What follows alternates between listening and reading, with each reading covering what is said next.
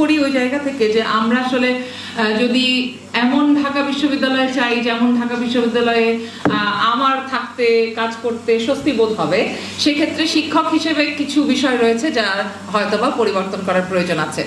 আর সরকার বা রাষ্ট্রের কাছে যা দাবি দেওয়া এগুলো আমি পরে বলবো, নিজের থেকে আমি শুরু করতে চাই।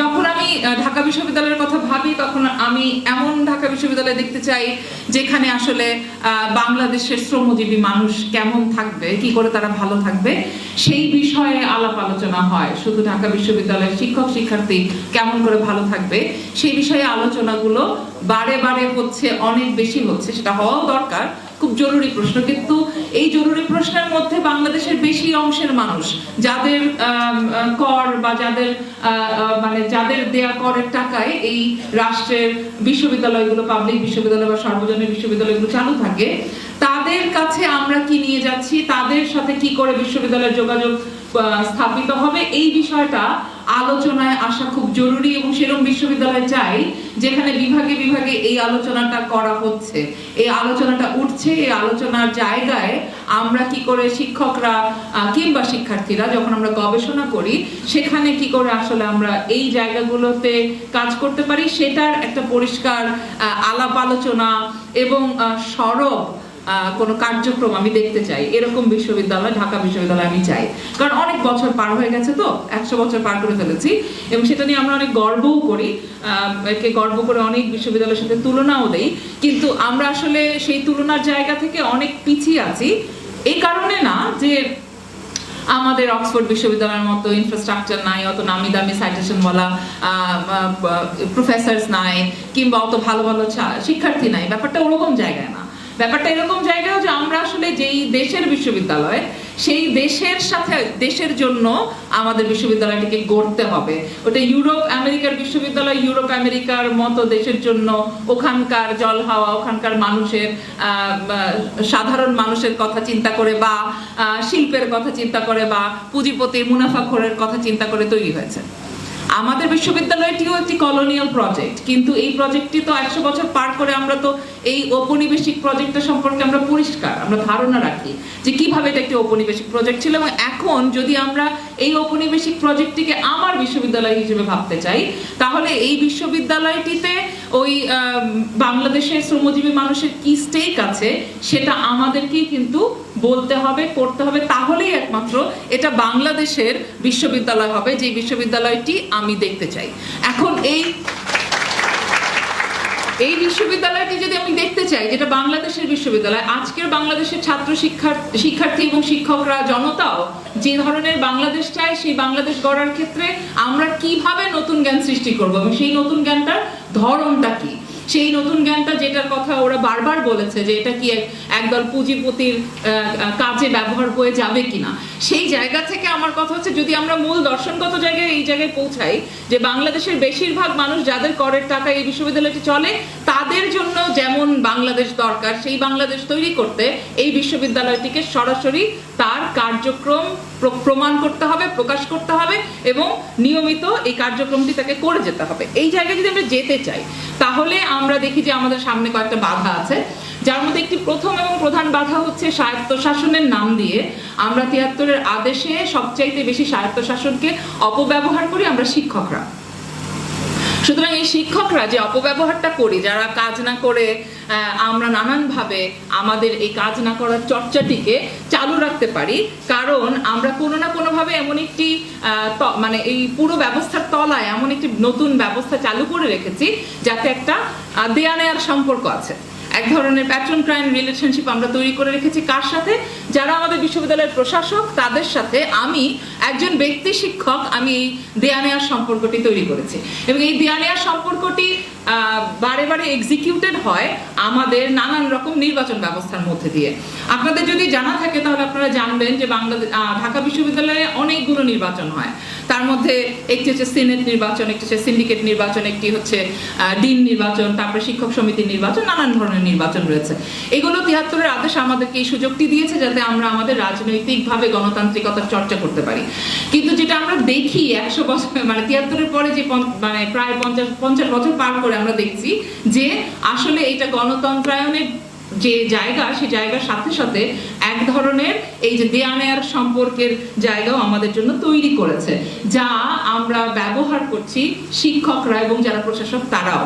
শিক্ষকরা কিভাবে ব্যবহার করি, আমরা যদি একজন যথেষ্ট যোগ্যতা সম্পন্ন শিক্ষক মানে একজন প্রার্থী না হই, তাহলে আমাদের সমস্ত কিছুর মধ্যে প্রথম যেই ইটটি দিয়ে আমাদের এই প্যাট্রন ক্লায়েন্ট রিলেশনশিপটি তৈরি হচ্ছে তা হচ্ছে শিক্ষক নিয়োগ।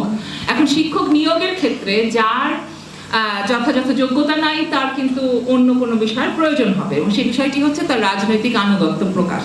কার প্রতি রাজনৈতিক আনুগত্য প্রকাশ? যে ক্ষমতাসীন দলটি এই মুহূর্তে হয়তোবা বিশ্ববিদ্যালয়ের রাজনীতিতে গুরুত্বপূর্ণ ভূমিকা রাখছে, যদি সেটা নীল দল, সাদা দল, লাল দল, নানান রকম দলের নাম আছে আপনারা জানেন। সুতরাং যে সরকার ক্ষমতায় থাকে তার সমর্থনকারী নানান এই শিক্ষকদের গ্রুপ বিশ্ববিদ্যালয় প্রশাসনেও দায়িত্বে থাকেন, এবং তারা একই সাথে শিক্ষকদের মুখপাত্র এবং সিনেট, সিন্ডিকেট সহ বিভিন্ন প্রশাসনিক পদেও থাকেন।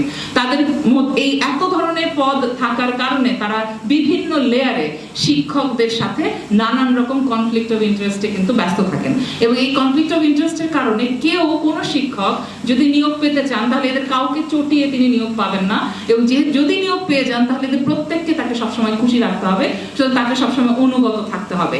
এই যে আনুগত্যের যে মূল জায়গাটা, এই কনফ্লিক্ট অফ ইন্টারেস্টের জায়গাটা যদি ভেঙে না দেয়া যায় তাহলে ৭৩-এর অধ্যাদেশের গণতন্ত্র একেবারেই একটা ফাঁকা বুলিতেই থেকে যাবে। এবং এটা কি করে করা যেতে পারে তার কতগুলো ব্যাপার রয়েছে। যেমন আমার পরিষ্কারভাবে মনে হয় যে এটা হয়তো কিছুটা ব্যক্তিগত মতই বলতে পারেন, এবং সেটা হচ্ছে যে ধরেন এই যে নির্বাচনগুলোর মধ্যে যে নির্বাচনটি আছে ডিন ইলেকশন, যে ডিন ইলেকশনটি আসলে এক ধরনের একাডেমিক এক্সেলেন্সের ব্যাপার, হয়তো কিছু ক্ষেত্রে প্রশাসনিকও। এখানে এই ইলেকশনটার মাধ্যমে যেটা করা হয় সেটা একেবারে সত্যিকার অর্থে ভোটার নিয়োগ দেওয়া হয়, কারণ ডিন কিন্তু নিচের দিকের যে কমিটিগুলোর মাধ্যমে শিক্ষক নিয়োগ হয় সেই কমিটিগুলোতে ডিন কিন্তু উপস্থিত থাকেন, এবং তার মানে তিনি এই নিয়োগে একটা গুরুত্বপূর্ণ ভূমিকা রাখেন এবং উপরের দিক পর্যন্ত উনি সবখানেই থাকেন। এবং এই যে শিক্ষক নিয়োগে এবং পদোন্নতিতে তাদের যে ভূমিকা, সেই ভূমিকার সাথে যোগ হয় এই ডিন অফিসগুলোতে আমরা দেখি ডিনদের তত্ত্বাবধানে জার্নাল বলে একটি জিনিস পাবলিশ হয়। সেই জার্নালে কে লেখা ছাপাতে পারবে, কে লেখা ছাপাতে পারবে না, এটাও ডিন মহোদয়দের উপর নির্ভর করে। সুতরাং তারা কিন্তু কোনো ভোটারকে চটিয়ে তার একটি অখাদ্য বস্তা পচা লেখাকে ছাপিয়ে দিতে বিন্দুমাত্র দ্বিধাবোধ করবেন না, কারণ তিনি জানেন যে ওই অখাদ্য জিনিসটি যদি তিনি না ছাপেন তাহলে ওই ভোটটি তার চলে যাবে। সুতরাং দিনদের সাথে জার্নালের এই সম্পর্ক ছেদ করতে হবে, দিনদের নির্বাচিত হয়ে আসবার যে ঘটনাটি এটিও বন্ধ করতে হবে। এছাড়াও আমাদের বিশ্ববিদ্যালয় যেভাবে চলছে, আপনারা যদি ক্যালেন্ডারগুলো পড়েন তাহলে দেখবেন যে খুব পরিষ্কারভাবে আমাদের বিশ্ববিদ্যালয়ে বিশেষ করে উপাচার্যের হাতে প্রভূত পরিমাণ ক্ষমতা কি করে যেন একীভূত হয়ে রয়েছে, যার মধ্যে একটি খুব অদ্ভুত ব্যাপার রয়েছে, যে অদ্ভুত ব্যাপারটার নাম হচ্ছে একটি বিশেষ ক্ষমতা। বিশেষ কোনো ক্যালামিটি হলে উপাচার্য তার বিশেষ ক্ষমতায় যে কোনো কিছু করতে পারেন, এবং এই বিশেষ ক্যালামিটিটি কোথাও ডিফাইন করা নাই, এবং আমরা এই আনডিফাইন্ড ক্যালামিটি সময়কার ক্ষমতাটি যে কোনো স্বাভাবিক সময়েও ব্যবহৃত হতে দেখে আসছি এত বছর। সুতরাং এই যে আনডিফাইন্ড ক্ষমতা একজনের হাতে দিয়ে দেওয়া, সেটা আমাদের পুরো গণতান্ত্রিক প্রক্রিয়ার পক্ষে খুবই বড় বাধা স্বরূপ। এছাড়া আরো দুটি বাধা রয়েছে যার কথা আমি বলতেই চাই, যে শিক্ষকদের সিনেটে এবং সিন্ডিকেটে, এমনকি শিক্ষক নিয়োগের বোর্ডগুলোতে পর্যন্ত চ্যান্সেলর মনোনীত এবং সরকারের মন্ত্রণালয় থেকে মনোনীত অনেক সদস্য যারা সবাই এক্স অফিসিও, এদের পরিমাণ একেবারে কমিয়ে আনতে হবে, এবং এদেরকে কেন সরকারের এই সমস্ত মানে বিশ্ববিদ্যালয়ের মূল যে বাজেট এবং যে কার্যক্রম, যে প্রশাসনিক কার্যক্রম পরিচালনাকারী কমিটিগুলোতে কেন এত সরকারি লোক থাকবে সেটার কোনো পরিষ্কার ব্যাখ্যা নাই, এবং এই সরকারি লোক এখানে থাকার কোনো প্রয়োজনীয়তাই নাই, এবং এদেরকে এখান থেকে বাদ দেওয়া খুব জরুরি। এমনকি এক্সপার্ট বা কোনো কলেজের শিক্ষক বা শিক্ষানুরাগী ব্যক্তি বলে নানান রকম সদস্য বিভিন্ন বোর্ডে এবং বিভিন্ন কমিটিতে যুক্ত থাকেন, তাদের নির্বাচিত হয়ে আসার প্রক্রিয়াটি কোথাও পরিষ্কার করে লেখা নাই। এবং আমি মনে করি, এবং আমার সাথে আমার অনেক সহকর্মী একমত হবেন, যে এক্ষেত্রে একাডেমিক কাউন্সিল, যেটা হচ্ছে আসলে শিক্ষকদের সঠিক বডি, সেই একাডেমিক কাউন্সিলের ক্ষমতা বা তার নিয়ন্ত্রণ বাড়াতে হবে, যাতে করে একাডেমিক কাউন্সিলে নির্ধারিত হয় কারা শিক্ষানুরাগী ব্যক্তি, কে সেই ব্যক্তি যে রিসার্চ অর্গানাইজেশনের অংশ হিসেবে একটা সিন্ডিকেটে বা সিনেটে চলে যাচ্ছেন। এই জায়গাগুলোতে আমাদের খুব পরিষ্কারভাবে রাষ্ট্রপতি এবং উপাচার্যের ক্ষমতাকে কমাতে হবে এবং এখানে শিক্ষকদের ক্ষমতা এবং বিভাগের ক্ষমতাকে বাড়াতে হবে, যেন বিভাগগুলো অনেক বেশি ইন্ডিপেন্ডেন্টলি নিজেদের মতো করে কাজ করতে পারে। এবং আমি এই ব্যাপারে আরেকটা কথা বলে ওভার স্ট্রেস করতে চাই, সেটা হচ্ছে যে একাডেমিক কাউন্সিলের মানে মর্যাদা বৃদ্ধি করাটা খুব জরুরি। এবং দ্বিতীয় আরেকটি যে স্টেক হোল্ডার এই বিশ্ববিদ্যালয়ের, এটা গেল শিক্ষকদের কথা, তারা হচ্ছেন শিক্ষার্থী। শিক্ষার্থীদের ক্ষেত্রে কি করণীয় আছে? হ্যাঁ, পড়ালেখা করতে হবে, ছাত্রনং অধ্যয়নং তপ, সেটা তো করতেই হবে। সেটার সাথে আমাদের সম্পর্ক অনেকেরই অনেক কমে আছে ইদানিং, এবং এই পরিবর্তিত পরিস্থিতিতে দেখা যাচ্ছে পড়ালেখা ছাড়া বাদ বাকি সব কিছুতে আমাদের অনেক উৎসাহ আছে, তার খারাপ নয়। এই সজাগ অবস্থা জারি থাকা জরুরি, তা না হলে হয়তো অনেক দিক থেকেই অনেক কিছু চলে আসবে যেটা আমরা হয়তো চাই না। সেই কারণে এই সজাগ অবস্থায় শিক্ষার্থীরা যেহেতু আছেন, সেহেতু আমি তাদেরকে এই বিশেষ পরিস্থিতিতে দুটো বিষয় তাদের যেহেতু শিক্ষার্থীরা আছেন, এখানেও উপস্থিত আছেন, তাদের মনোযোগে আনতে চাই। সেটা হচ্ছে শিক্ষার্থীদের যে একটি মাত্র ইউনিয়ন, যেটা হচ্ছে ডাকসু, যার মাধ্যমে শিক্ষার্থীদের অধিকার রক্ষিত হওয়া সম্ভব, সেই ডাকসুকে সচল করা এবং একেবারে নির্ধারিত করে দেওয়া যে এত প্রতি বছর বা প্রতি বছর অমুক মাসের অমুক তারিখে ডাকসু নির্বাচন হতে হবে, এবং এটা আমরা জানবো, আমাদের ক্যালেন্ডারে থাকবে, এবং এটার জন্য আমাদের নতুন করে বারবার প্রস্তুত হওয়ার কিছু নাই। এটা অবশ্যই আমাদেরকে স্বাভাবিকভাবেই বিবেচনা করতে হবে যে প্রতি বছর জানুয়ারি মাসে ডাকসু ইলেকশন হবে বা ফেব্রুয়ারি মাসে ডাকসু ইলেকশন হবে, এটা থাকতে হবে। তা না হলে কিন্তু এই যে এত সজাগ থাকার যে পরিস্থিতি, সেই পরিস্থিতিটাকে আমরা ধরে রাখতে পারবো না।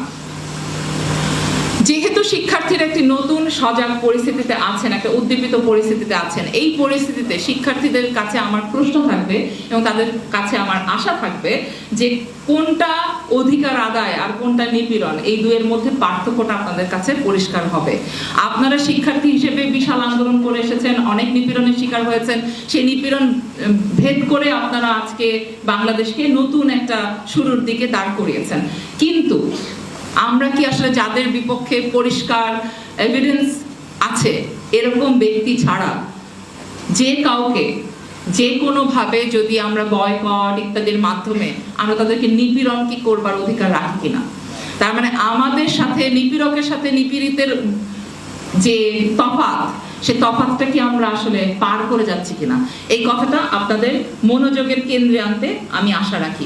নিশ্চয়ই এই কথাটি বেশিরভাগের কাছেই যথেষ্ট জনপ্রিয় হবে না, কিন্তু জনপ্রিয় কথা বলার জন্য তো আমার নাম নাই, আমার নাম তো অজনপ্রিয় কথা বলার জন্যই। সুতরাং অজনপ্রিয় কথাটা আমিই বললাম।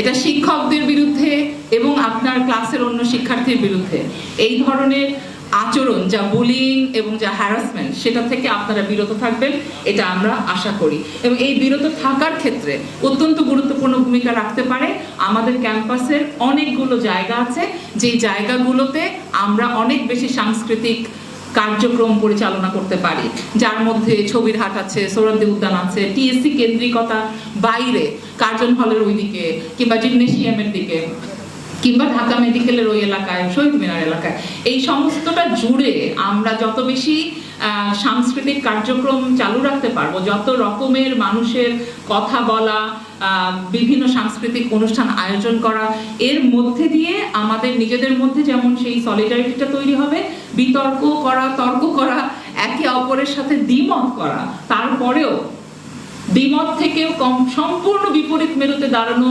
মতের দুই মতের মানুষের পক্ষেও যে একটা সাংস্কৃতিক আয়োজনের মধ্যে দিয়ে একসাথে একটা বিশ্ববিদ্যালয়ে অবস্থান করা যায়, এটাই তো আমাদের এই জুলাই গণ অভ্যুত্থান বা শিক্ষার্থী জনতার অভ্যুত্থানের মূল শিক্ষা।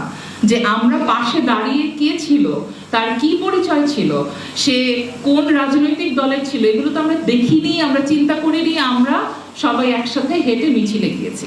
তাহলে সেই জায়গাটা এখন ধরে রাখার ক্ষেত্রে অসুবিধা কোথায় হচ্ছে? আমরা যদি এটাকে একটি ক্ষমতা দখলের ক্ষেত্র হিসেবে না দেখে এটা আমাদের সকলের সহাবস্থানের মেলার মতো দেখি, উৎসবের মতো দেখি, তাহলে হয়তোবা আমাদের এই একে অপরের বিরুদ্ধে পরিচালিত হওয়ার চাইতে পাশাপাশি তর্ক করে সহাবস্থান করে একই রকম পাটাতনে না থেকেও একসাথে কাজ করার, দেশটাকে গড়ার এবং বাংলাদেশের জন্য ঢাকা বিশ্ববিদ্যালয়কে তৈরি করার ক্ষেত্রে কাজ করা সম্ভব হলেও হতে পারে। আমি ঢাকা বিশ্ববিদ্যালয়ের শিক্ষার্থীদের কাছে শুধু এইটুকুই চাই।